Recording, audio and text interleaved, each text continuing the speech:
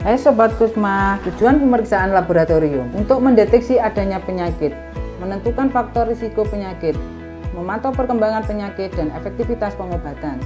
Hasil pemeriksaan laboratorium penting dalam pengambilan keputusan medis, sehingga akurasi wajib terjaga.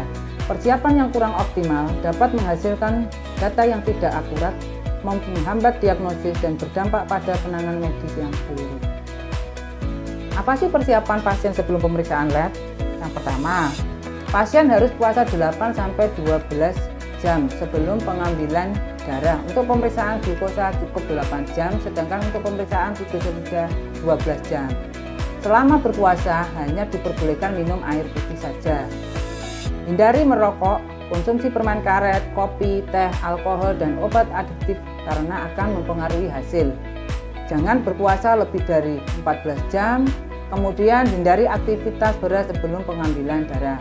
Yang terakhir, pengambilan darah sebaiknya dilakukan pada waktu pagi hari antara pukul 7 sampai 9 saat kondisi tubuh basah.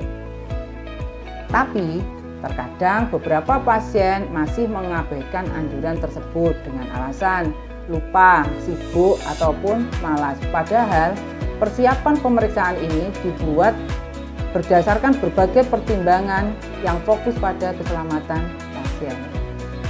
Mengapa harus puasa? Kandungan gizi dari makanan dan minuman mempengaruhi kadar glukosa, lemak, dan besi di dalam darah. Puasa 10-12 jam, kalau untuk glukosa 8 jam, diperlukan untuk mengurangi variabel hasil, sehingga pemeriksaan lebih akurat dan dapat diinterpretasikan dengan benar oleh dokter. Pemeriksaan yang memerlukan puasa adalah pemeriksaan glukosa, profil lipid, urea, dan asam urat. Puasa di sini berarti tidak makan dan minum selain air putih saja. Tetap minum air putih agar tubuh terhidrasi dengan baik dan hasil lebih akurat. Puasa yang kurang sesuai dengan waktu yang ditentukan dapat menyebabkan hasil tidak akurat sehingga pemeriksaan perlu diulang lagi. Berapa lama sebaiknya kita berpuasa? Pasien biasanya diminta berpuasa selama 12 jam sebelum menjalani pemeriksaan laboratorium. Namun jika hanya memeriksa kadar glukosa, puasa cukup dilakukan selama 8 jam. Meski demikian, dokter atau perawat mungkin memberikan saran berbeda sesuai dengan kondisi pasien. Untuk memastikan hasil tes yang akurat, sebaiknya ikuti arahan dari dokter atau perawat. Mengapa kita tidak boleh mengkonsumsi obat-obatan, atau jika tidak harus melaporkan obat-obatan yang dikonsumsi? Jadi sebelum menjalani pemeriksaan, pasien disarankan untuk tidak mengkonsumsi obat-obatan tertentu karena dapat mempengaruhi hasil tes laboratorium. Namun ini tidak berarti semua obat harus dihentikan. Beberapa jenis obat seperti oral kortikosteroid diketahui dapat meningkatkan kadar kolesterol dalam darah. Oleh karena itu, sangat penting bagi pasien untuk memberitahu pihak laboratorium mengenai obat-obatan yang sedang dikonsumsi. Informasi ini akan membantu laboratorium dalam mengevaluasi dan memvalidasi hasil tes dengan lebih akurat.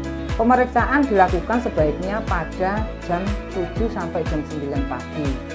Karena pada pagi hari, tubuh berada dalam kondisi basal setelah beristirahat semalaman.